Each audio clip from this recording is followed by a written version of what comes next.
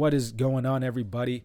Welcome back. We're breaking down UFC Fight Night, Ortega versus Rodriguez, which is actually happening in the afternoon. So this is an earlier card, very early actually. It does kick off at 11 a.m. Eastern time. Not really sure why. I mean, considering it's going to take place in the States, but yeah, definitely set your alarm for this one. But overall, we do have a pretty solid lineup. Obviously we have Ortega, Rodriguez headlining. The matchmaking is a little weird, if I'm being honest, just because we have two guys who have losses to the champ and the number one contender. So, it does put, well, I guess it puts Ortega in a weird spot if he does win, right? Because now he's very clearly the number two guy behind Holloway and Volk. So if he pulls off the win here, does he get a rematch against Volk, or does he get a rematch against Holloway, or are they going to match him with another contender? So who knows? I mean, it's very weird, but it is still going to be a very exciting matchup. But further down the card, we also have a couple of bangers and very intriguing matchups too. We have Shane Burgos versus Charles Jourdain, two guys with very similar styles. Should be a very exciting fight. Potential fight of the night, maybe even a fight of the year contender. But a little further down the card, we have a couple other mirror matchups, if you will, between Ricky Simón, Jack Shore, and Billy Quarantillo, Bill Algeo. And the rest of the card is shaken out pretty well. Also, a bunch of names on there, a bunch of guys, who've kind of been around, right? So this isn't some contender series card masquerading as like a fight night card. Anyways, we have a number of fights to break down here, 14 to be exact. So without further ado, let's get right into it. And in the next fight, we have Jessica Penne versus Emily Ducote. And Ducote's the minus 135 favorite, and Penne's the plus 115 underdog. And this is a pretty low-level women's bout, and so I'm kind of glad they're getting it out of the way early in the card. But I don't have a particularly strong take on this fight. From what I've seen from Ducote, she seems to primarily be a striker. It's got maybe a little bit of power in her hands, although I'm not really sold on it just yet. One of the stoppages was a doctor stoppage, and the other was against Danielle Taylor, who was in the UFC at one point, but the finishing sequence was honestly a little weird. I think she had Taylor hurt and rocked on the feet. Taylor, she was just stunned, and then Ducote just hit her with the head kick and finished her that way. But, by and large, I don't know if I'm completely sold on the power of Ducote just yet, but it's hard to say, with women's MMA. But anyways, she looks like a decent striker with, okay volume, but from what I have seen, it does look like a lot of her punches do come up short.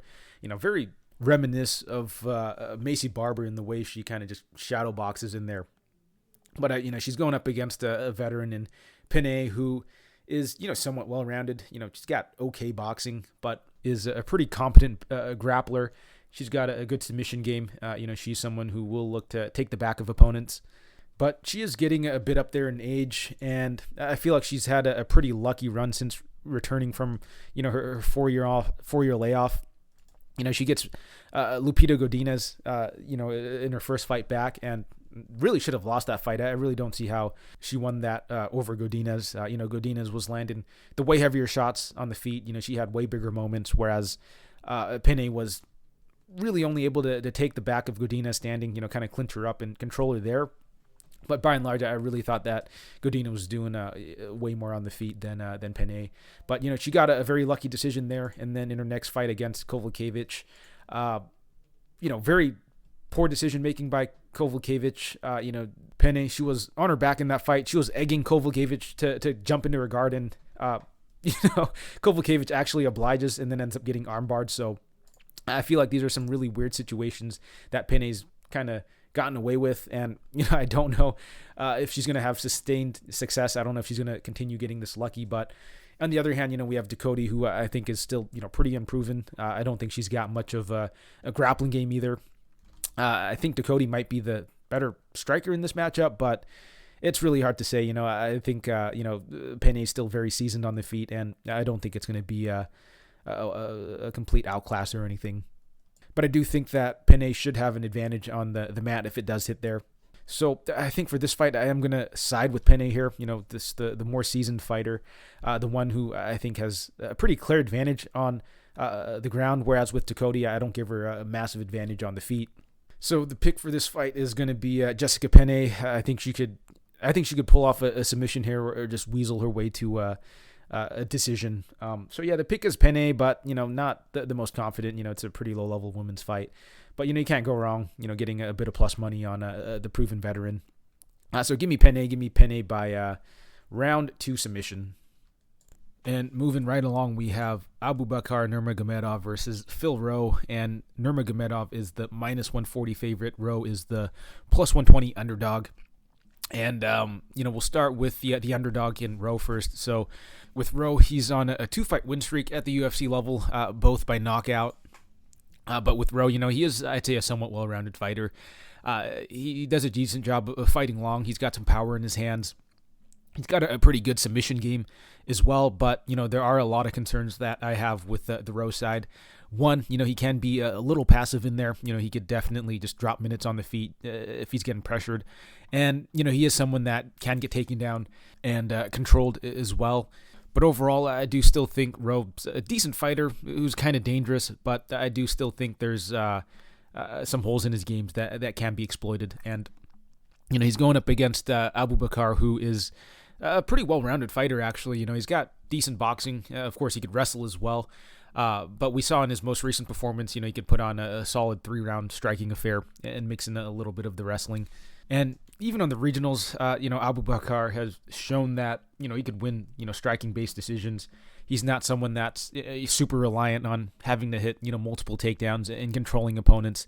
He's capable of it, but, he has shown that he could win minutes on the feet as well. Now, the concern with Abubakar, of course, is that, he can definitely have some mental lapses in there. The guy has had a couple fights where he slipped up in there and, got caught in a submission. And out of all the Dagestani guys, this guy's probably one of the lower-rated fighters. But overall, I still think he's a pretty solid fighter, all things considered. I think he's got a pretty well-rounded skill set. He could box, he could wrestle. He's shown, pretty good durability and cardio. He's also fought some decent guys on the regionals as well.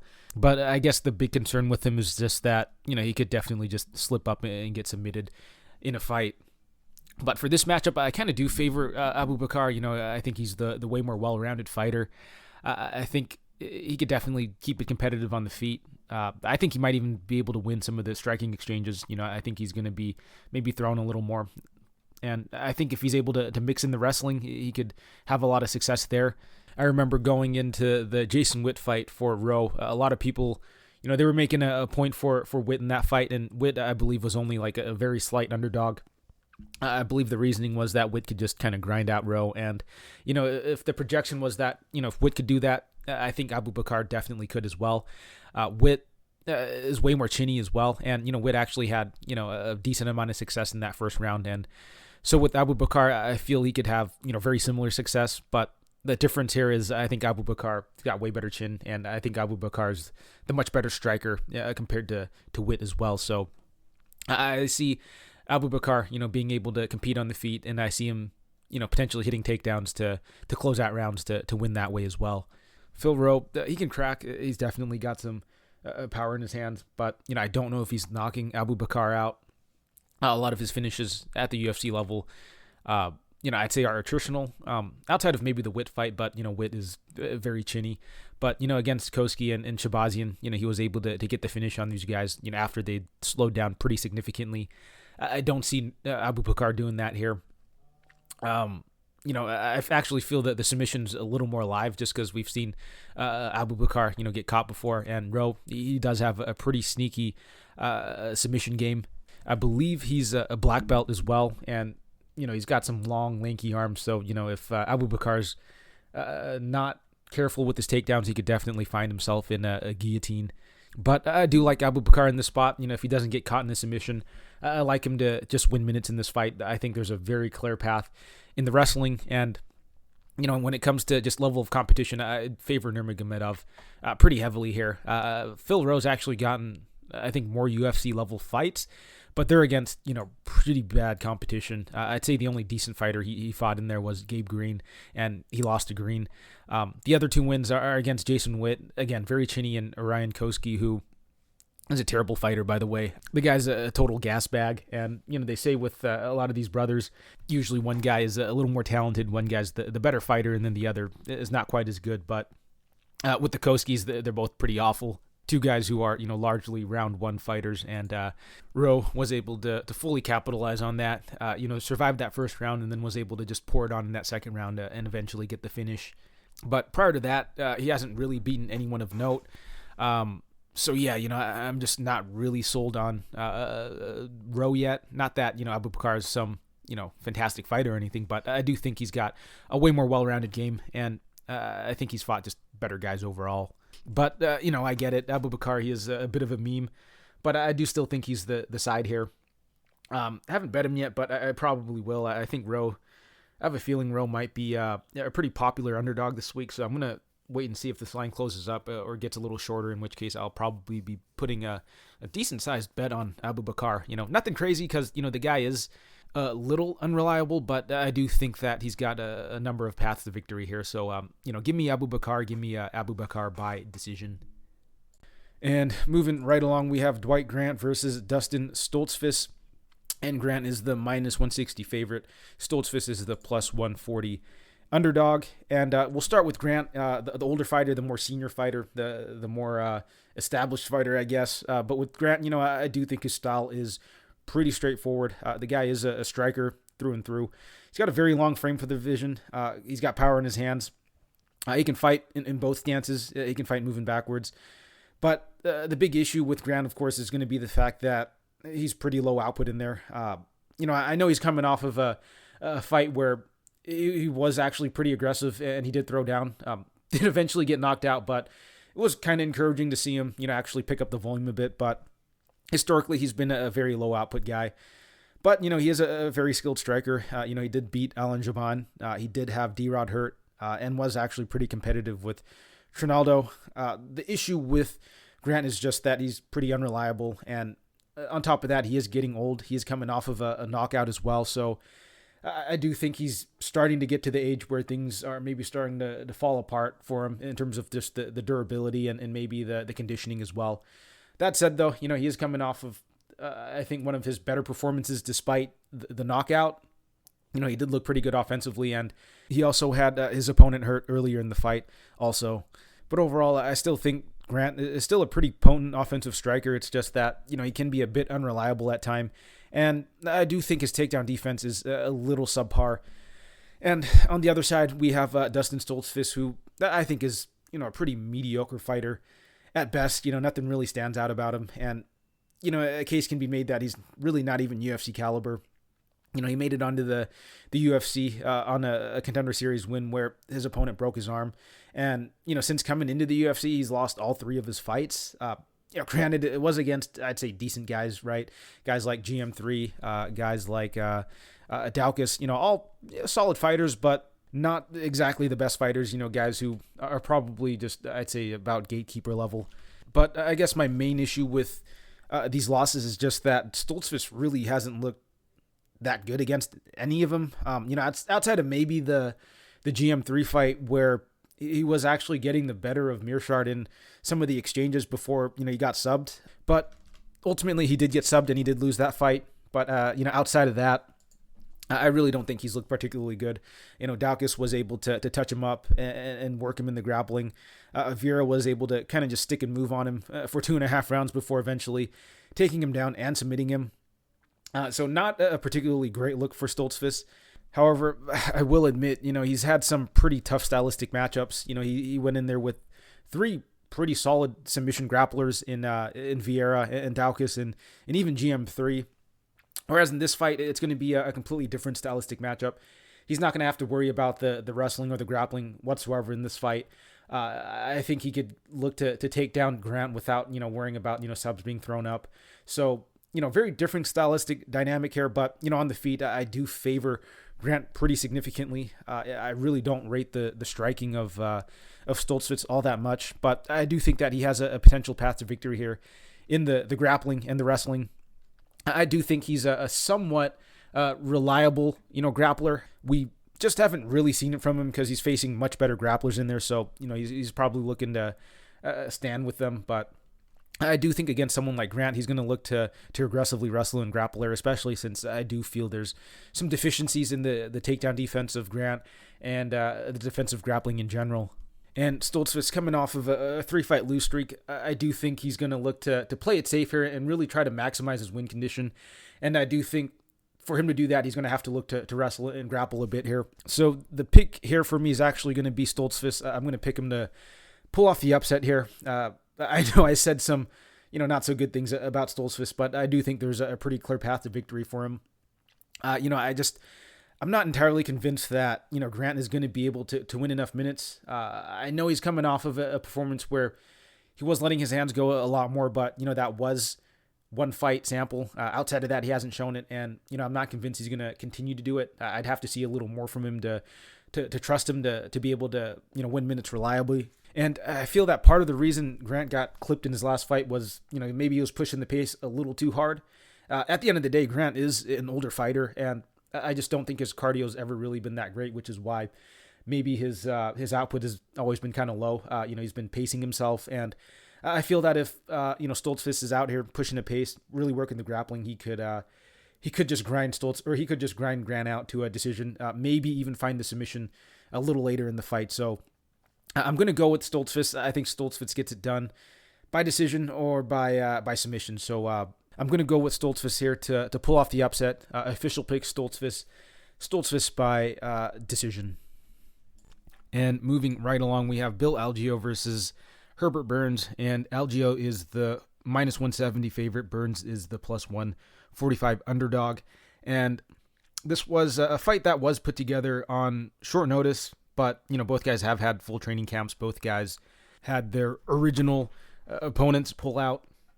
And so now they're matched up against each other. Kind of works out that way. But we'll start with Herbert Burns, who is primarily a grappler. He is a bit one-dimensional in that regard. The striking isn't particularly great, but he does do a pretty good job of getting fights into the grappling department. He's going to look to close the distance on the feet, look to get it into the clinch, maybe land some knees and elbows there, maybe look to take the back, and then try to get opponent to the ground from there. Burns, he is someone that will look to pull guard as well. He's weirdly effective at getting the fights to the ground, honestly. But the fact is, these tricks probably aren't going to work against higher level guys. And, Bill Algeo, he is, I think, a pretty solid fighter, but I don't really know where his ceiling's at the current moment. But with Burns, he is a very dangerous submission grappler, and he is someone who will go for it. He is very physical in there.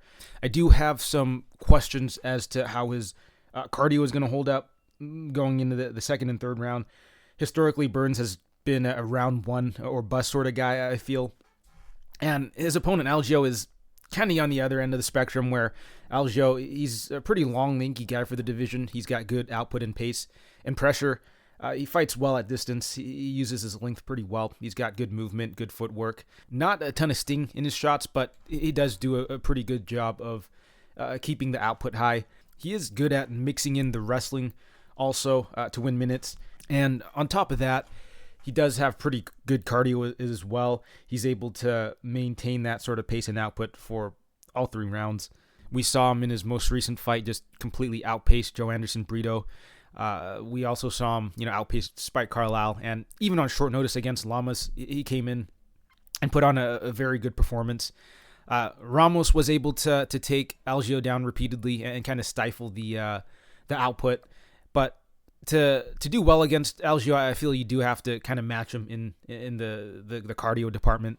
But I think what makes this matchup so interesting is that Burns, he is very dangerous early. He's going to be the much more physical guy, I believe. On top of that, Burns has come in heavy on a number of occasions. Algeo, he is going to be the taller guy, but Burns, I believe, is actually going to be the longer guy, and I do think Burns is a little more well-muscled in there, whereas Algeo, in my opinion, is a little more wiry. So cardio, I give to Algeo, but in terms of strength and physicality, I give to Burns, which I think is going to play a pretty big factor, especially if Burns is going to miss weight and if Burns is going to look to aggressively grapple early, which I do expect him to. Algeo hasn't exactly shown the best takedown defense, and we haven't seen too much from him in terms of the submission defense. And, it's not like he's fought someone who's a very aggressive grappler as well. I'd say the best grappler he's fought is probably Ramos, but Ramos, he's more of a stand-up guy. who's able to mix in some of the wrestling and the grappling. Whereas Burns, he is a bit more reliable in terms of getting his grappling going. And the thing we do know about Burns is he will go for it early, and he will kind of sell out for the finish early. Obviously, if the fight does start to get drawn out, if it does get into the second and third round, I do expect the cardio of Algeo to take over. We have seen in previous performances where if guys aren't able to keep up with him, he's able to just completely smother them with his pace and his pressure. Most notably in the Brito fight and the Carlisle fight, both guys that he fought had pretty good first rounds, but these guys aren't known for their cardio, and they did start to slow down, and Algeo was able to pick it up in that second and third round, and I do see a very similar dynamic here. The only difference is I think Burns is a much more dangerous fighter in that first round compared to Carlisle, I think, and I think Brito's pretty dangerous in that first round as well, but Burns, I think, is a much more dangerous submission grappler, whereas with Brito, he's got a lot more knockout power, so a little different in that dynamic, but I do think that it's similar in that if Brito or if Algeo is able to stay safe early, I do expect him to pick it up and win the latter two rounds, but I really do think that Burns is going to be able to get this fight to the ground, and I do think he can put Algeo in a very bad spot early, so for this pick, I think I'm actually going to go with Herbert Burns. I think Burns is going to be able to take Algeo down early, and I think he's going to submit Algeo. So the pick for this fight, I'm going to go with Burns by round 1 submission. I think Burns, he does have the physicality and the skills to get it done here. So I'm going to go with Burns in this spot. And this is a fight that I kind of do like to go under just because Burns is a killer-be-killed fighter. In my opinion, either he sells out early for that submission and gets it, or he starts to fade and gets put away later in the fight. The only thing that's putting me off from, maybe really hammering the under in this fight is, one, I haven't seen the numbers yet for it. I don't think it's out yet. And 2, Algeo just isn't really a finisher. He does put on a good amount of pressure and pace, but there's just not a ton of power behind his shots. He's not a very physical wrestler in that, he take you down and just smash you on top. He's more of just kind of batter you a little bit, but he just doesn't seem to have a lot of finishing instincts. So, even if Burns is going to slow down, I'm not sure if Algeo is quite physical enough to really capitalize on it. I think he could definitely win a decision, but I don't know how live he is for the later submission or the later finish if Burns does gas out. So, a little tricky in that regards, but I do still kind of favor this fight to go under just because I am actually picking Burns to win by round 1 submission. So if that hits, obviously the under hits. But as far as an official pick for this fight, I'm going to go with Burns. I'm going to go with Burns by round 1 submission. And moving along, we have Jung versus Dustin Jacoby. And Jacoby's the minus 145 favorite. Jung is the plus 125 underdog. And this should be a pretty intriguing matchup between two kickboxers. Jung, he's, I'd say a little more flat-footed. He's got a good jab that he fights behind. I think maybe he's got a little more power, but, when it comes to, I think, the technique and the overall striking game, I kind of favor Jacoby to be the slightly more dynamic striker. I think he uses his kicks a little bit more, and, I think Jacoby's got better footwork as well. However, with Jung, I feel like he's still a bit of an anomaly for me in the sense that, I still haven't gotten the greatest read on him. He's had 4 fights in the UFC. 2 have finished pretty early, so, I don't know how much you could take from it. He was able to knock Mike Rodriguez out pretty early in the fight, and then against Nzechiku, he was able to knock Nzechiku out, which, I guess is a good look, but, he was just spamming elbows against him, which, I don't know how replicable that is against most other opponents, because, most guys aren't just going to back up and eat like 15 elbows to the face, right? So, don't think that really applies to this matchup here. And then his other 2 fights were pretty weird as well. He got matched up with William Knight, who, he was able to just repeatedly hit with the same trip over and over and get 12, 13 minutes of top control time. So really didn't learn too much from that fight. And then his other fight was against Sam Alvey, where he ended up going to a draw with. So, and that was a fight a lot of people actually thought he lost. So, not a great performance there. But outside of that, he's looked pretty solid. He seems to have a decent frame for the division. He's got some power as well, but, I don't know how much you could take from these performances, though. Whereas on the other hand, we have Jacoby, who I think is a little more proven. He's put on, solid 15-minute striking affairs. He's beaten some decent guys as well, right? Not the best fighters per se. Guys like Oleg Jacek, John Alon, and Darren Stewart aren't exactly, prime competition, but they're still guys who've kind of been around in the UFC. And he did beat them pretty convincingly. He went to a split decision against Kudalaba. And Kudalaba is, I'd say, like a fringe, top 10, top 15 guy. Went to a decision against Grushin, who, much bigger fighter, very skilled as well. So, skill for skill, I do think that Jacoby's, the better fighter. But, there are some things on the Jung side that, I feel like could give him some advantages. One, Jung is going to be the taller, longer fighter. And we did see with the Grushin fight, Jacoby, can struggle a bit against, the longer guys who could hit pretty hard. That said, Grushin, I think, is a much more technical striker than Jung. But on the other hand, Grushin is getting a little up there in age, and he is someone who will slow down as well. Whereas with Jung, he's going to be, I think, a little closer to his prime. I think he may hit a little harder. I think in terms of raw power, Jung might be the bigger hitter. But outside of that, I haven't seen too much from Jung to suggest that, he could win very convincingly.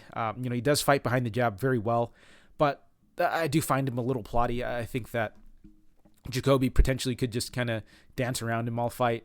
So overall, I kind of have to slightly lean Jacoby in this fight. I think he's the more technical fighter. He's fought the better guys in there. However, I don't want to completely write Jung off in this spot. I feel like overall he is still a pretty solid fighter. He's shown, he can grapple a little bit. He's very young as well, so, he could be making improvements also. And lastly, I don't really trust the chin of Jacoby all that much. I don't think he's chinny necessarily, but I do think he is prone to getting hurt and rocked in fights. And against, I think, a pretty big hitter in Jung, he could potentially get knocked down in this fight. And I do think that's something that could, swing rounds in favor of Jung. But as far as an official pick, I got to side with Jacoby here. I just think he's a little more skilled. I think he's going to be the better minute winner. I think he uses his kicks way more effectively than Jung. So I'm going to go with Jacoby in the spot. Jacoby to win by decision. And in the next fight, we have Jack Shore versus Ricky Simón. And Shore's the minus 145 favorite. Simón is the plus 125 underdog. And a very interesting fight here. Another one of these, mirror matchups. Kind of where we have two guys who have pretty similar stylistics, right? Simón and Shore, very strong wrestlers, pretty serviceable striking, and, good cardio on top of it. So, these guys could wrestle for 3 hard rounds. And, that's more or less their game or their style in a nutshell here. There are still some slight nuances. I think Simón might actually be the better pure boxer. I think he's a little more fluid on the feet. I think he's got better combination punching, slightly better head movement. But, Shore, he is going to be the longer guy. I think he does a better job, maintaining distance. He uses his kicks a little better. I think both guys are very reliable, very aggressive wrestlers. But I think the takedown defense from Shore is a little bit better.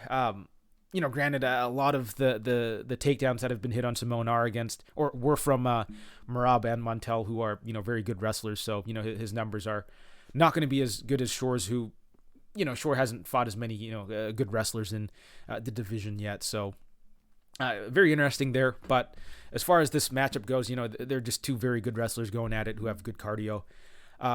Both guys do a pretty good job of, not accepting bottom position. Shore did a pretty good job of working his way back up against Valiev and Hunter Azure, after getting taken down. Same with Simón as well. Merab was able to hit a lot of takedowns against Simón, but he didn't give up too much control time there. Simón, in my opinion, has faced the slightly better competition. Shore, he's got some decent wins as well. Simón's definitely been in the UFC a little longer and has fought some slightly better guys, but I don't think Shore's been fighting complete bums in there either. I think Shore's probably the more durable guy in there. Simón, he's been hurt. He's been knocked out before. And, some of these knockdowns and knockouts are definitely a little suspicious as well. So I do favor the durability of Shore a little more just for those reasons. Not sure if it'll be too big of an issue because I don't think either guy's a phenomenally big hitter. Both guys I think are a little bit more of volume strikers on the feet who are able to mix in the takedowns to secure rounds. So this is a fight where I do think both guys can have a lot of success, hitting takedowns, potentially even getting reversals on the mat. So overall, I really don't have a very strong lean in this matchup at all. I think both guys are pretty close to their primes. But if I had to make a pick here, I'm gonna have a slight lean on Shore just because I think he's the longer guy in there. He might be better at distance.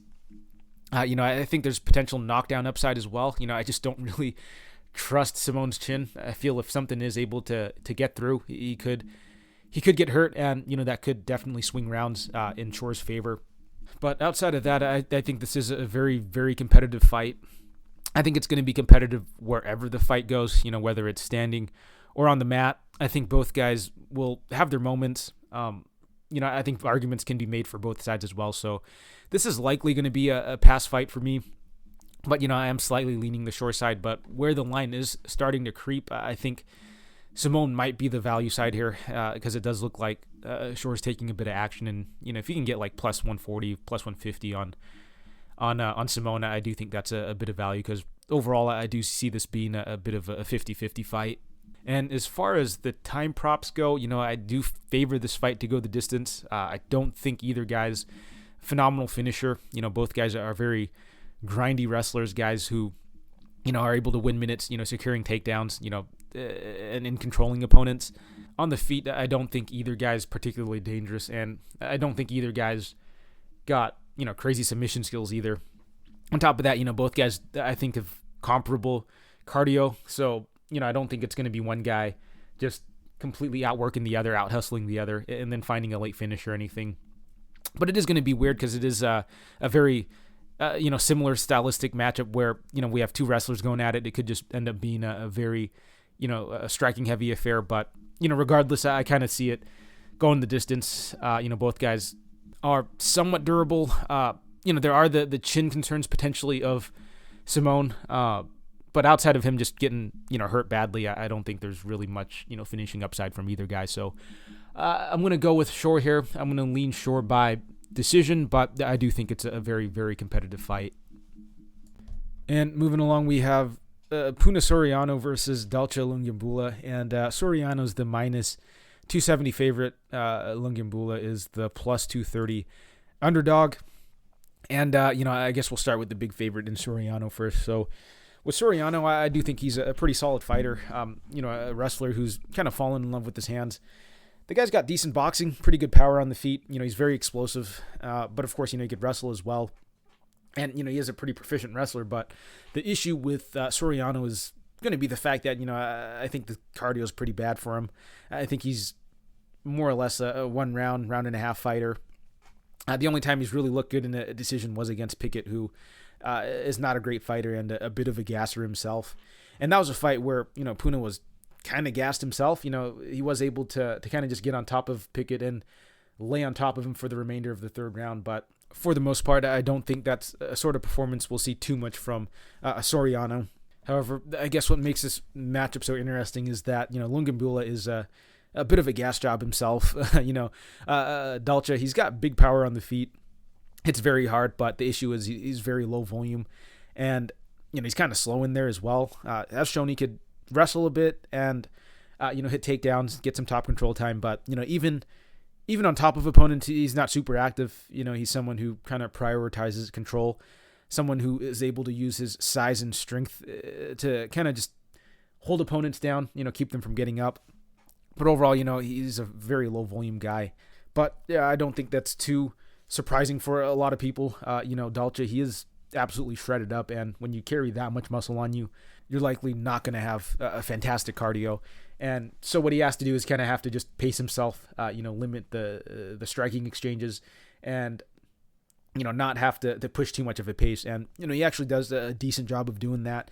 Opponents typically don't throw too much on him. They don't want to leave too many openings for him to land something big. And, when he is able to take guys down, he's able to abuse his size and his strength a bit to control him. Granted, he's also not fought the best guys in there either, right? I think against better defensive grapplers that are able to make him work a bit more, he will struggle. But against guys like Marcus Perez and Daquan Townsend, he could definitely, abuse that a little bit. But this is, I think, a pretty intriguing matchup just because I'm not entirely sure where this fight's going to take place. I think, both guys are pretty dangerous on the feet. So, it'll be interesting to see if they want to really strike with each other. Soriano, I think, is going to be a little quicker. He's got maybe a little more explosion in his shots, but, I think Dalcha's got a lot more raw power. And so I think both guys could potentially land clean on each other on the feet and put the other out. I kind of favor Soriano a little bit more in these exchanges just because, I think he's a little quicker. But Dalcha definitely is live to land something big of his own as well. When it comes to the wrestling, I think that Soriano's probably the better pure wrestler. Dalcha is going to be, I think, the more physical guy in there. And with how much Soriano has slowed down in, a lot of his fights, I don't know if he's going to look to aggressively wrestle here unless, he's seriously hurt or something. But as far as this matchup goes, I think I do have to slightly favor Soriano just because I think he's got a little more knockout upside, and I do think he's more likely going to be the one to be able to control where the fight goes. That said, though, I definitely can't get on board the minus 270 price tag for Soriano here, mainly because Soriano's just a one-round fighter. You can trust him to look good in that first round, but even against a gasser like Lungiambula, I don't have the utmost confidence in Soriano to be able to win at least one of the other rounds, going into the second and third round. But overall, I kind of do have to favor Soriano here. I think that in terms of, knockout upside, I think you slightly have to give him a bit of an advantage. He's going to be the younger guy as well. I think he could maybe edge out one of the later rounds, but I wouldn't be entirely surprised if he, kind of punched himself out in that first round, and then we see Dalcha kind of just grind out, the second and third rounds, really put his weight on Soriano, make him work in the clinch. Dalcha, he's going to be, I think, the way, way, way more physical fighter in there. But overall, I do have to favor the younger guy in Soriano. However, overall, I find this to be a somewhat high variance matchup. I think we could see a number of outcomes here. I think we could see a Soriano early knockout, Dalcha early knockout. We could see maybe Soriano just win a very, gritty decision. And, I could see Dalcha doing the same as well. But official pick, I think I'm just going to go with Soriano by round one knockout. Soriano, he does like to start off really hot. He's very aggressive early. And, Dalcha, he's actually been hurt and knocked out before. Granted, it was, from a kick by Ankalaev, very big hitter. Also was at 205, at light heavyweight, whereas, Soriano is going to be the much smaller guy. And this is going to be a welterweight bout, or a middleweight bout, sorry. But Dalcha, he is getting a little up there in age. He has been chinned before. And, Puna, he is a very aggressive starter. He's going to be slightly quicker. So, official pick, I'm going to go with Puna. Puna round one knockout. And moving right along, we have Miesha Tate versus Lauren Murphy. And Tate is the minus 160 favorite. Murphy is the plus 140 underdog. And we'll start with the favorite in Tate first. So, with Tate, we all kind of know the deal with her. She's a grapple-heavy fighter. Her striking, I think, is a bit clunky, and, she's kind of hittable on the feet. Did okay in her last outing against Vieira. It was actually a pretty competitive fight, but she did end up taking a lot of damage that fight. Regardless, it was largely a striking affair against Vieira, who is, much bigger girl, but, also a grappler as well. So Tate wasn't really able to get much of her grappling game going, but usually when she's winning fights, it's when she's able to get her grappling going, get on top of other fighters, really work that ground and pound, pretty solid submission game as well. But the issue is I don't think her wrestling is all that great. I think her takedowns are very telegraphed. Opponents are able to see it coming from a mile out usually. But, with Tate, if she isn't able to get the fight to the ground, she is, pretty good at, kind of stalling the fight out against the cage, work there a little bit. And for Tate, this is going to be her third fight since coming off of that really long layoff. And I'll be honest, I don't think that Tate has really looked all that good. I know she beat Renault, but that was Renault's retirement fight. And then in the Vieira fight, while, technically it was close in terms of the scorecards, where I think two judges actually gave her 2 rounds, it didn't really seem like that close of a fight. Like, she was getting, beat pretty badly. She was taking a lot of damage. So, she kind of hung in there, but honestly, I don't think that Tate looked really good here. And I'm not really sure how she's going to look, moving down to 125 for this fight, which according to Tapology it is. I don't know if it's actually the case, but, she is going up against Lauren Murphy, who's, historically been a 125er. But regardless, I just don't know how the weight cut for Tate is going to be going down to 125. I'm not a huge fan of older fighters moving down in weight class. We don't know how that's going to affect her, if it's going to affect the cardio, if it's going to affect the durability or the conditioning or anything. But fortunately for her, she's going up against Murphy, who isn't exactly the most dangerous fighter. Murphy, she's just, I'd say a pretty, average, 125er. I know she's a title challenger at one point, but the division's just super shallow. But with Murphy, she is someone who does a decent job of just pumping the jab out, decent counter punching. Murphy does get a little wild in exchanges, and she is pretty hittable herself. And on top of that, her takedown defense isn't particularly great either. However, historically, Murphy has been someone that's, a bit hard to hold down. And, something with Murphy that I do like is, she's got pretty consistent volume, and, she will mix in the takedowns of her own as well. However, as far as this matchup goes, I think that Tate is probably going to be the better grappler here. However, I don't know how successful she's going to be in terms of, getting the fight to the ground, getting the fight into a control position. In theory, she should be the stronger fighter, moving down from 135. But again, like I mentioned before, you just don't know how the weight cut's going to affect her coming into this fight. If she's going to be as effective of a grappler, if she's going to be, quite as strong, or, if it's going to, affect her cardio as well. So these are just a few factors that, I'm a little concerned with. But, if it isn't something that, is much of an issue, then I do think that Tate could probably, keep it close on the feet and then be able to mix in takedowns and work the grappling enough to maybe win a decision. But I'm not extremely confident in that outcome. I do actually think that there's a decent chance that maybe Murphy is able to keep this fight, standing and be able to do enough on the feet to outwork and outstrike Tate. I think that Murphy, she's going to be, I think, the quicker fighter potentially. I think she's going to be throwing a little more volume. I think that overall she's just going to be, I think, the more comfortable striker in there. So, probably not a super popular pick, but I think I'm going to go with Murphy here to pull off the upset. I'm just not really a big fan of, the move down for Tate, in addition to the fact that I don't think that she's really looked all that good since coming back either. So for this fight, I think we see Murphy be able to keep it standing and just look to outbox Tate here. So I'm going to go with Murphy to win by decision. And, I do kind of lean for this fight to go over just because, it is a women's fight. And I don't think either fighter's got a ton of finishing upside except for maybe Tate, if she's able to pull off a submission or something. But I do think that, women's MMA has come, a pretty long way since she's actually taken her long time off. So I do think the submission defense and the takedown defense of Murphy should hold up here.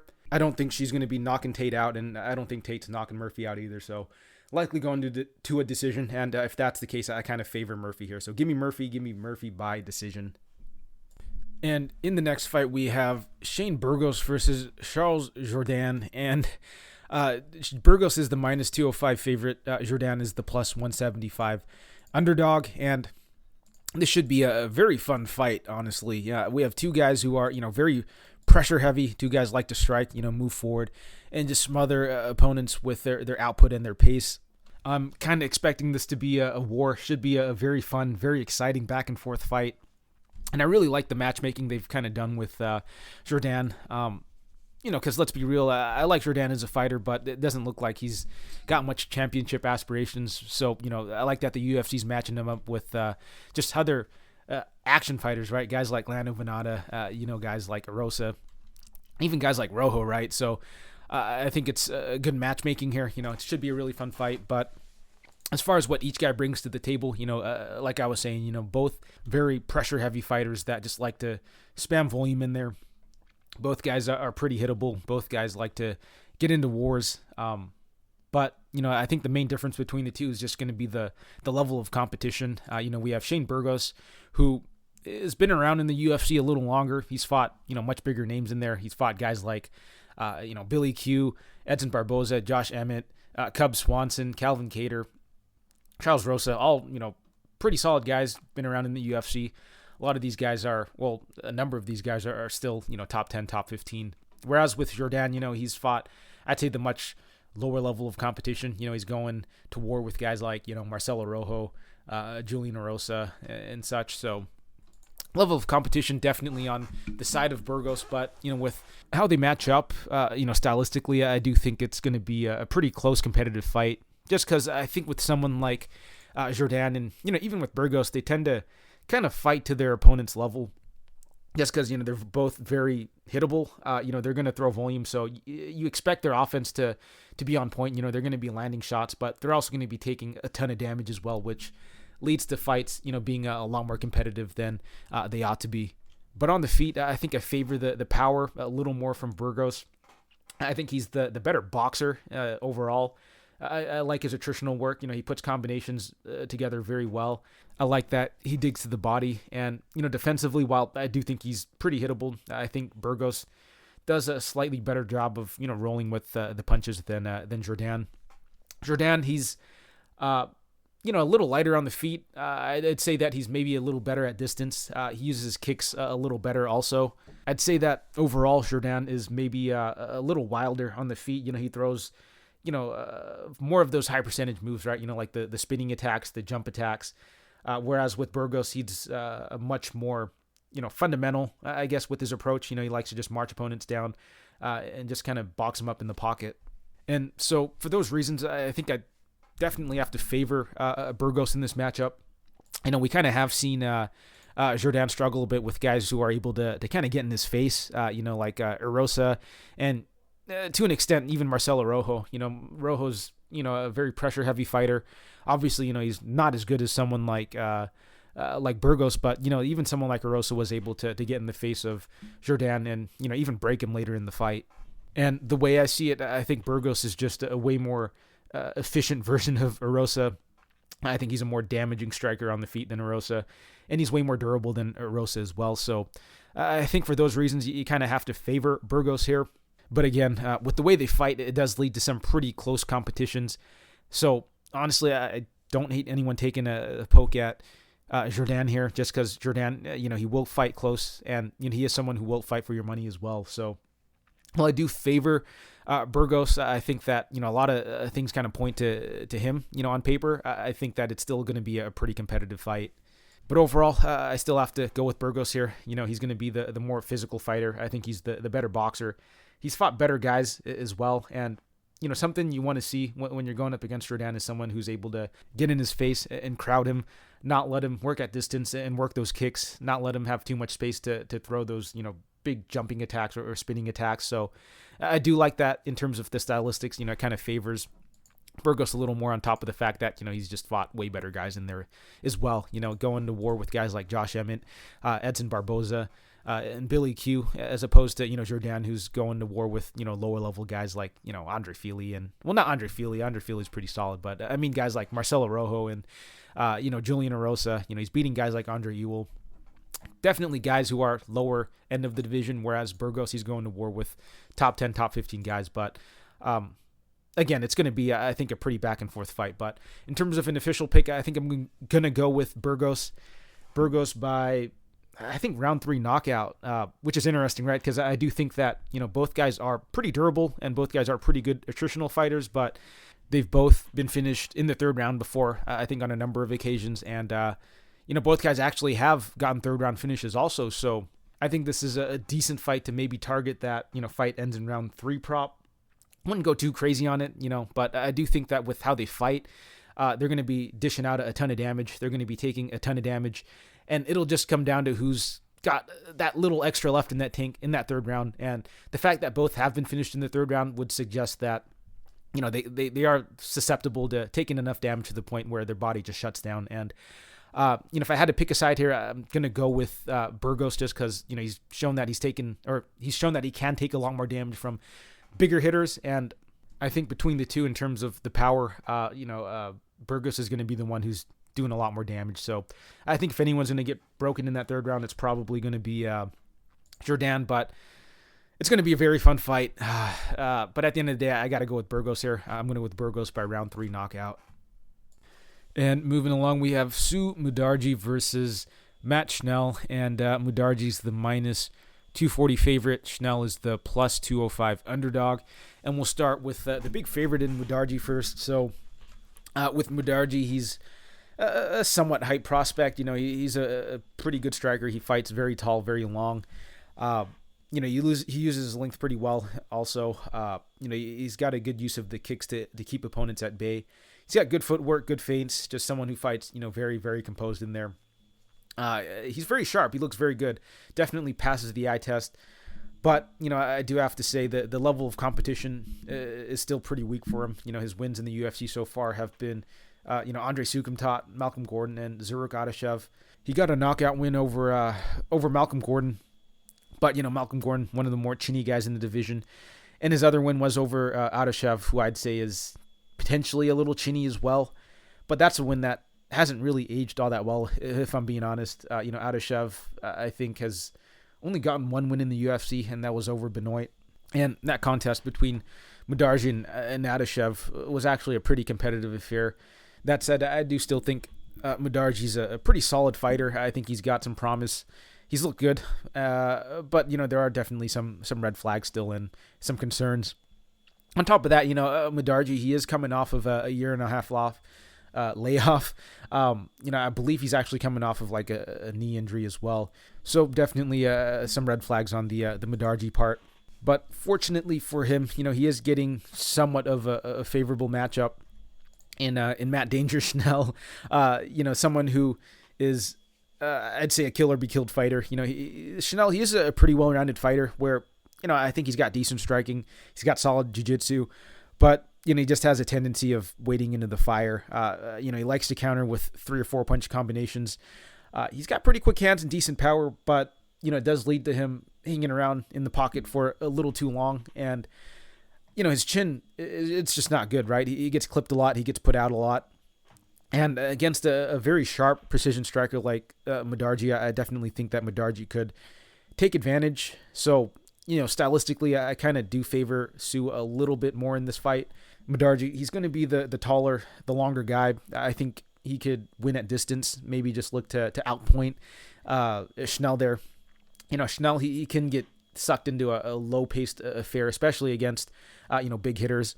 On top of that, Sue, I think, has got some knockout upside. If Schnell gets a little reckless in there, I could see Sue finding the chin of Schnell.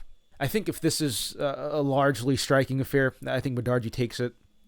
I think he looks the price tag as well, but the issue is, Schnell is going to be the better grappler in this fight, and I do think that if he's able to hit takedowns this fight, he could make this a very interesting fight, and for those reasons, I don't think that Mudaerji should be this big of a favorite. I feel like the only way he pays off this price tag is if it's 100% striking, and in which case, I could see him outstriking Schnell at distance, maybe even getting the knockout. But I think that the grappling game of Mudaerji is still very unproven. His UFC debut, he got matched up with Smolka, who was able to submit him. And, prior to his UFC debut, he got submitted as well. So, someone like Schnell, who's got, pretty competent submission game, you'd have to be a little wary if you're on the Mudaerji side. But I do think Mudaerji should take this. I think he's going to be able to keep it standing and either outstrike Schnell or just knock him out. But I do think there's a big enough question mark in terms of the grappling for Mudaerji to keep me from, playing him here. But official pick for me is going to be Mudaerji. Mudaerji by round 1 knockout. I think he's going to be able to find the chin of Schnell early. And this is a fight I kind of do favor to finish inside the distance. I think that Mudaerji can get the knockout. I think Schnell could potentially find the finish or the submission as well. And Schnell historically has kind of been a kill or be killed fighter. So I do favor this fight to go or to finish inside the distance. But, I wouldn't say it's a lock or anything. You definitely don't want to be laying like, minus 400, minus 500 on some of these fight doesn't go the distance props like, we've seen in a lot of recent fights. Just because, while, again, I do favor it to finish inside the distance, Schnell, he has shown that, he can go the distance in fights where, maybe he's a little tentative, right? We saw it in the Nam and the Bantoran fight where he fought a lot more measured against Nam and Bantoran, who, I'd say are pretty big hitters on the feet. Bantoran, not as technical of a striker, but, the guy does have power standing. And, of course, Nami does have that, very dangerous right hand. So, this could be a little more low-paced. And with Sumudaerji, we saw in the Adeshev fight, he is content to sometimes strike at distance. So I do favor this fight to end inside the distance, but we have seen both guys, kind of play it safe and take a more technical and measured approach. So official pick, I'm going to go with Su round 1 knockout, but, I can definitely see him winning a decision here as well. And moving along, we have Muslim Salikhov versus Jingliang, and Salikhov's the minus 180 favorite. Lee is the plus 155 underdog. So we have a pretty intriguing matchup between two strikers here. And, funny enough, one of these guys is called the King of Kung Fu, but it's probably not the guy you'd expect it to be. Anyways, we'll start with the favorite in Salikhov first, who, Salikhov, he's a very technical striker. He's got really good counterpunching, really good timing on his counters. He's very good defensively. And, he does actually have pretty good timing and accuracy on his spinning back kicks as well, which he does like to sprinkle in there. He's got some takedown upside as well. But, the issues with Salikhov is he can be pretty low volume. He's very much one and done with his strikes. Not a lot of combinations being thrown. And he is, I'd say, somewhat reliant on the big moments as well, where, he's landing those big, spinning back kicks, or him landing a big counter to either get the knockout or the knockdown. So not a particularly great minute winner, but I do think he could win moments in fights, and he definitely is live for knockouts as well. And he's going up against Lee, who I'd say is a pretty good counter striker as well, but he is pretty capable of leading as well. He's got a good use of the feints. I think his distance management is pretty good. He's got some slightly unorthodox movement in there. And on top of that, Lee's got pretty good precision and timing. He doesn't have the biggest raw power, but he does seem to have a pretty good ability of just finding the button on guys, just landing a good, well-timed shot on him. And on top of that, Lee, he does have some takedown upside. I don't think he's a fantastic wrestler or anything, but it is something I've seen him look to mix in some of his fights. Some issues with Lee, though, is, he's got pretty poor takedown defense. I think his bottom game is pretty bad as well. His get-ups aren't particularly great. I do think it's something that Salikhov may be able to capitalize on, but, Salikhov isn't exactly the most aggressive wrestler or the best wrestler either. I think that maybe if Lee is, overswinging or something, or if he finds himself off balance, Salikhov may be able to hit a takedown, but by and large, I kind of see this being a largely striking affair. And on the feet, I think they're actually pretty evenly matched. I can see this actually being a bit more of a low-paced fight. Both guys have a pretty counter-heavy style. Both guys do like to kind of just sit back and, wait for opponents to leave openings, make a mistake. But overall, I kind of favor Lee to maybe win minutes just because, he does have slightly better volume. And, I do think he's going to be the quicker guy in there. But, both guys I think are, pretty good defensively. And I could see them maybe respecting the power of the other as well. So, I do kind of think this fight is going to be a slower pace fight, with either guy, not wanting to take too many risks in there. But overall, I kind of favor Lee just a little bit more to be winning minutes. Salikhov, definitely a little more likely to maybe win moments, but I think that, all the in-between, all the gaps and stuff are going to be won by Lee. And I do think that Lee could land something big as well. Lee, he does have pretty good timing. He is going to be, I think, the quicker guy as well. So it's not like, Salikhov's the only guy that's capable of, maybe landing knockdowns or just having these big moments in the fight. I think Lee could definitely do that as well. And, at the end of the day, I really think that the speed could just be a very big factor here. Salikhov, he is going to be the older guy by a decent margin. Nothing crazy, but I do think it's significant. On top of that, he's been somewhat inactive. His last two wins have been against Trinaldo and Elizeu Zaleski dos Santos. Both solid fighters, by the way, but, he's been fighting about like a year apart. And those guys are, aging fighters who have lost a bit of speed as well, in my opinion. And so, maybe we don't see as big of a discrepancy between those, but I do feel between Lee and Salikhov, there could be a noticeable speed difference. And also, I am of the opinion that, I think Lee beat a better Elizeu Zaleski dos Santos more decisively. Obviously, you can't put too much stock in it, but the way I see it, Lee, he knocked out Zaleski and put on, I'd say, a better performance against a Zaleski who was a little closer to his prime as opposed to Salikhov, who, I felt fought, a slower Zaleski, an older Zaleski, and he fought him, I'd say, way more competitively than Lee did, whereas, Lee, I thought was getting the better of Zaleski in a lot of the exchanges. So as far as an official pick goes, I think I got to go with Lee here. I think he may be able to see a lot of the spinning attacks coming. Lee's actually got, pretty good distance management. He's pretty good defensively.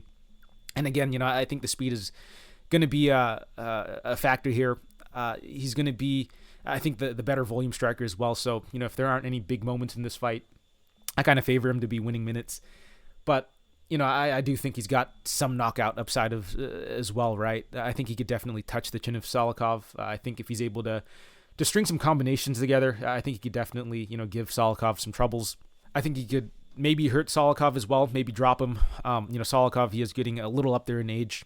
He's shown pretty good durability, but, once you start getting into the late 30s, it's when things start to maybe start to fall apart a little bit. But official pick, I got to go with Lee here. I don't know if he gets it done by decision or knockout. I think both are pretty live. This is a pretty weird fight in terms of the time props as well, just because, I think both guys are pretty durable, but, both guys, I think, have, power in their hands. And this is, I think, largely going to be a striking affair. So I think there are going to be opportunities for both guys to land big. But on the other hand, both guys are pretty defensive. Both guys are somewhat low output. So, there might not be that many big exchanges on the feet. So kind of tough to say. But if I had to make a pick here, I'm going to go with Lee by decision. And in the next fight, we have Michelle Waterson versus Amanda Lemos. And Lemos is the minus 450 favorite. Waterson is the plus 350 underdog. And we'll start with the big underdog in Waterson. Waterson, pretty decent seasoned striker in there. Good footwork, good movement, pretty good use of the kicks. But the issue with Waterson is just that, she's kind of small for the division. I feel a lot of her strikes do come up short. And overall, I just think of her as a pretty non-threatening striker as well. She's kind of pillow-fisted, which is going to be the complete opposite of what Lemos brings to the table. Lemos, she is, I think, a pretty strong Muay Thai striker. Very technical, very heavy-handed. Kind of likes to stalk opponents, back them down, and just land heavy shots in there. She definitely is, I'd say, one of the harder-hitting fighters in the division. But overall, I do think this is a pretty straightforward breakdown. I think this is largely going to be a striking affair. And, on the feet, I definitely favor Lemos just based off of the power dynamics. I think she's just going to be landing the way heavier shots in there. And, I think Waterson's the better volume striker, but, she's just going to be throwing like pitter-patter stuff in there. Whereas I think with Lemos, we're going to be seeing much heavier shots being landed, way more impactful shots being landed. Waterson may be the slightly quicker fighter in there, but, she is getting a little older as well, 36, coming off of, a year-long layoff. I can definitely see her getting clipped and maybe getting hurt in this fight. But even if she doesn't, I do favor Lemos to be landing the way more eye-catching shots in there. And I think the judges overall are just going to favor that a little more. Lemos also going to be the more physical fighter in there as well. And that, typically is going to be, pretty advantageous, especially in the women's divisions. So I do think that Lemos is the side here. But where the line is now, I do think it's getting a little out of hand. I think that we saw, a somewhat similar dynamic in a fight like this before against Angela Hill, where, she's going up against another really solid Muay Thai striker in Hill, where, Lemos looked good in that first round, slowed down a bit, and, the last two rounds were very competitive. And, I could see this maybe happening again where, Lemos, she has a good first round. And then we see maybe, the pitter-patter strikes of Waterson start to catch up a little bit in those, next two rounds. And end up, being a fight where Lemos wins the first rounds clearly, and then, the second and third rounds a little more muddled. But, official pick, I definitely have to favor Lemos here, but I don't think that she's really bettable here at minus 450. I don't think there's going to be much value on the line, but as far as the official pick, I definitely do have to side with Lemos. Slightly younger fighter, bigger hitter. She's been more active lately. She's got a better frame for the division, so a lot of this stuff on paper kind of points towards Lemos, But really, it's just the line that I can't really get to. But as far as an official pick, I think I'm going to go with Lemos by decision. I don't know if Lemos is going to knock Waterson out. Waterson's actually, decent defensively. She's got pretty good footwork in there. And, does a decent job of managing distance to the point where, a lot of her strikes aren't landing as well. So I can see Lemos landing some big shots in there, but I don't know if she's going to land a big clean one like she did against some of her other lower level opponents. And, even her knockdown against Angela Hill was from an up kick or a front kick or something. So the pick for me is going to be Lemos by decision. And in the main event, we have Brian Ortega versus Yair Rodriguez. Ortega's the minus 160 favorite. Rodriguez is the plus 140 underdog. And we'll start with the slight favorite in Ortega first. So, with Ortega, I think we all have an idea of, this guy's game. He's a very dangerous submission grappler. He's got, good offensive boxing, showed a bit of improvement during his time off. Showed a lot more composure. He definitely had a lot better process, going into his striking, coming off of that long layoff. The thing with Ortega, I feel, is that, he's always been a pretty decent offensive boxer, but, prior to his layoff, he was maybe a little more wild in there. He was kind of just throwing stuff out there, whereas, against Zombie, we saw a lot more composure. His shot selection was much better, and he used his length a lot better in that fight as well. But, the issue with Ortega has always just been his defense. Even after the layoff, I feel like his defense really hasn't improved all that much. Offensively, definitely made some improvements, but defensively still very hittable. And, he is still, I think, a little slow in there. Doesn't have the best reactions when punches are coming his way. Not physical reactions. I mean, reaction speed in terms of, evading and parrying and stuff. But the thing with Ortega is he does have that equalizer with his submission game. He's just extremely dangerous at any point in the fight. He's just got an ability to just cinch up a guillotine or a triangle.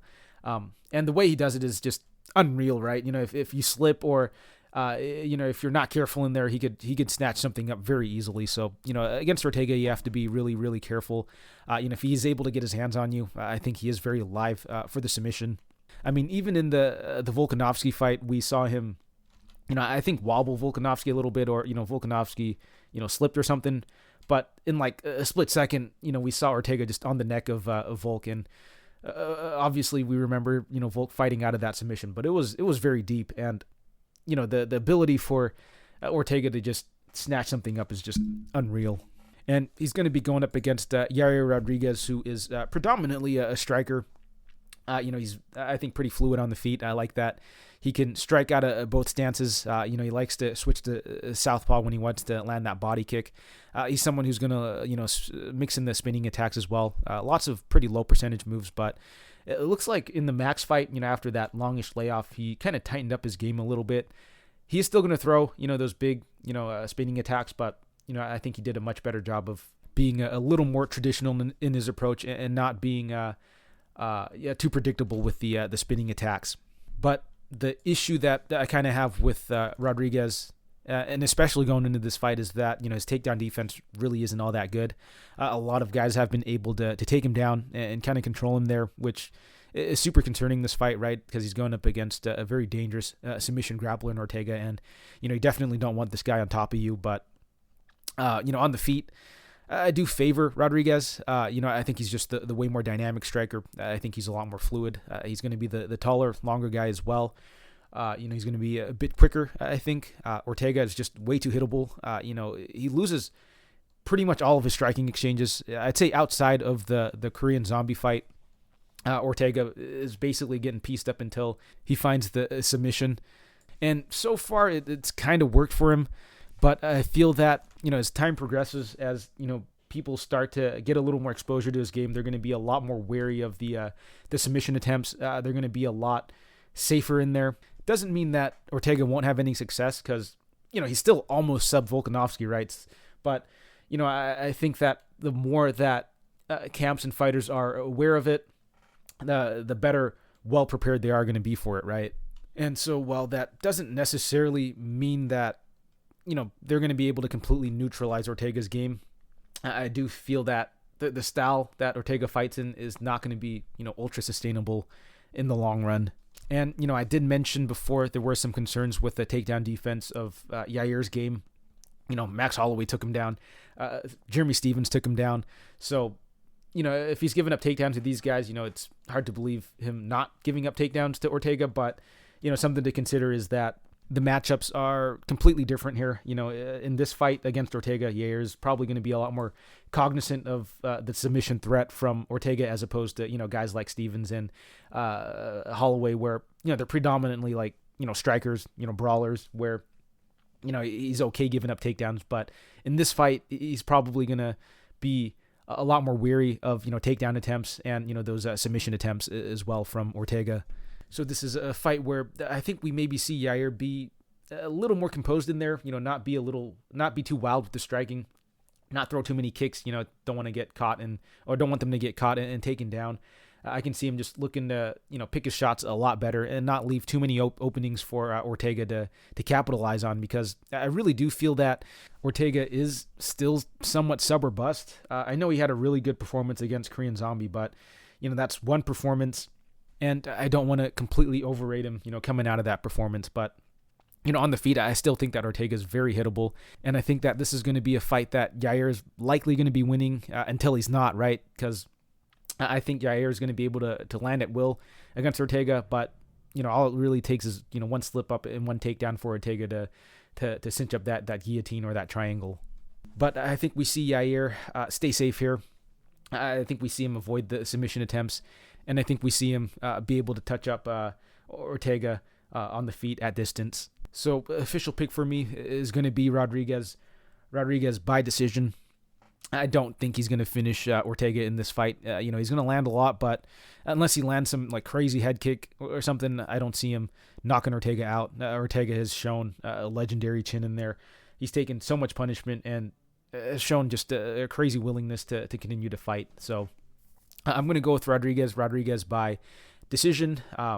I think Ortega by sub is still pretty live, but I just don't know if he's going to be able to keep pulling this off. I wouldn't be surprised if he was, but I think I'm going to go with the guy who's probably going to be winning minutes in this fight, and that's going to be Rodriguez. So give me Rodriguez by decision. And that'll do it for the breakdowns for this card. So we'll move right along into the recap for the previous event, RDA versus Fiziev. A card that is pretty solid overall. Definitely a few fights that subverted expectations.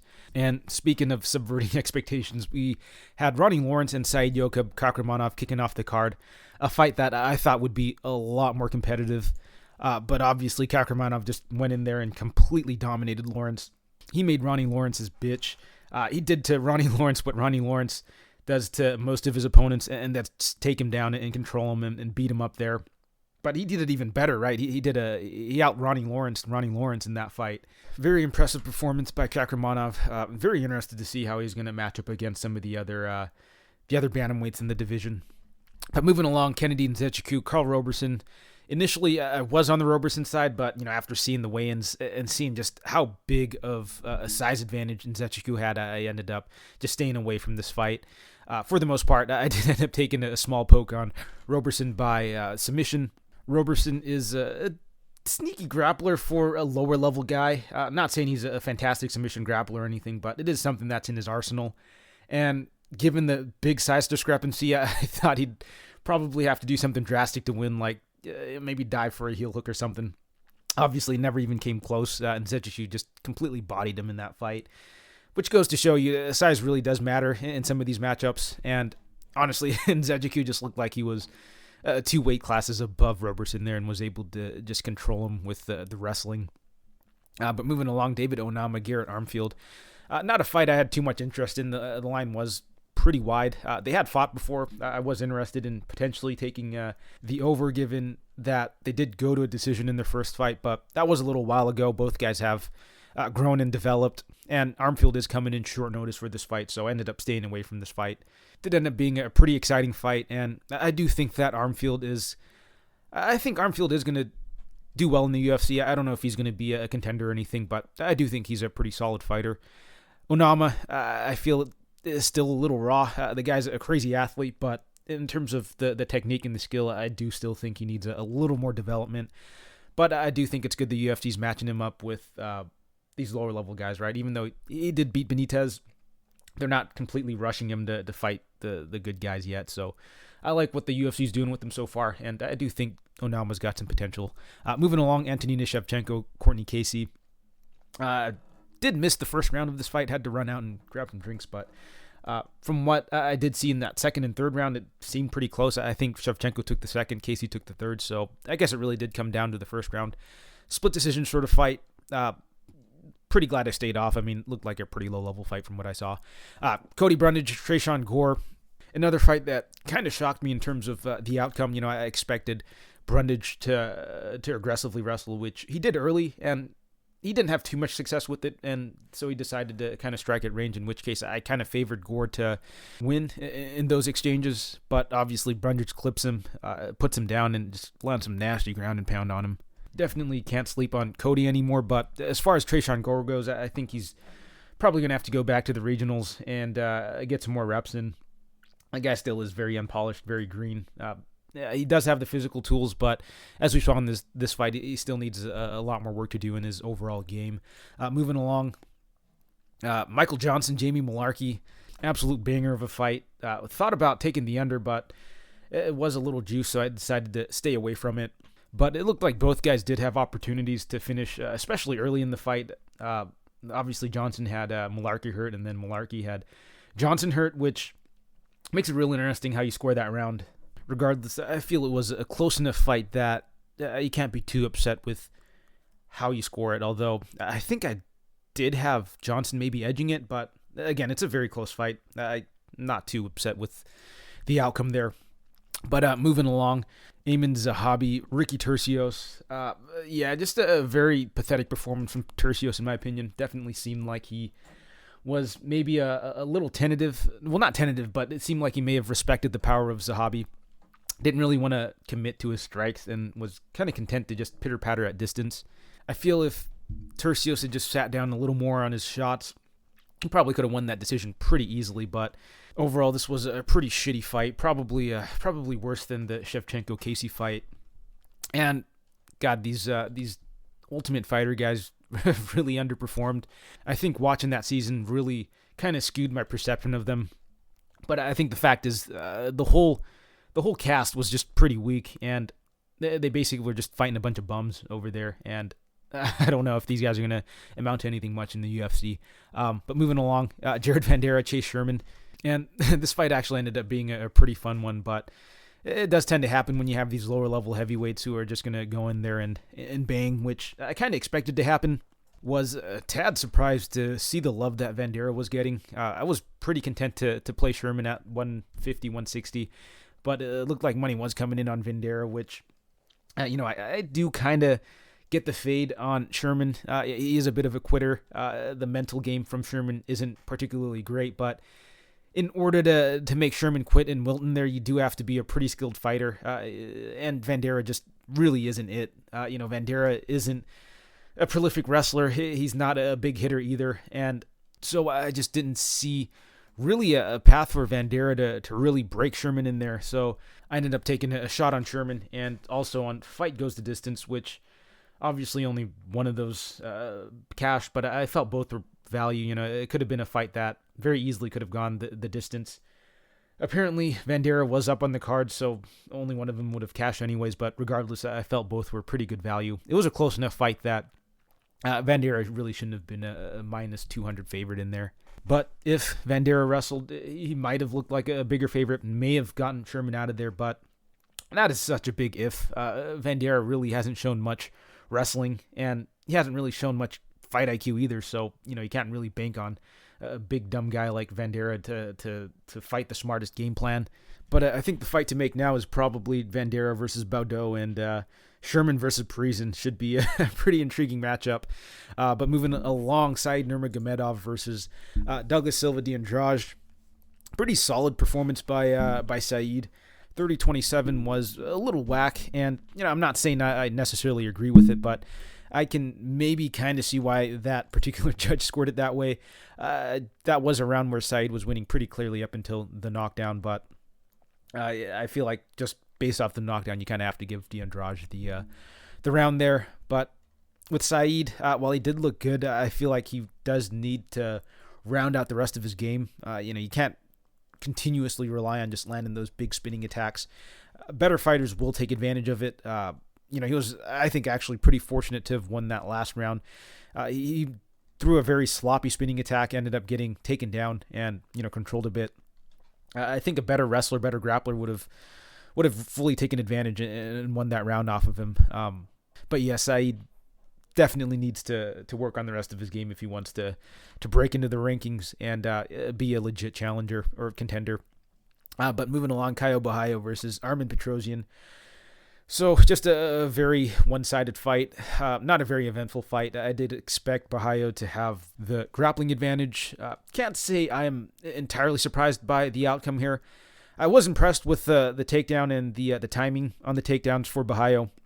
But like I mentioned before, Petrosyan does have a habit of giving his back, and Borralho obviously knew that as well, took his back and was able to backpack him for a majority of the first 2 rounds, and then was able to just wall install him for the remainder of the 3rd round.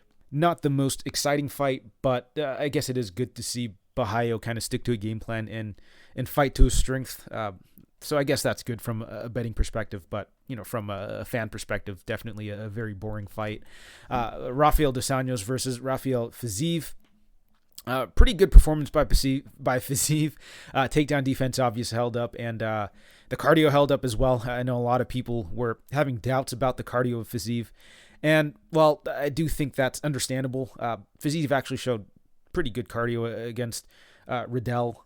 Wasn't showing too many signs of slowing down. I know he did in the Bobby Green fight, but that was a very different fight.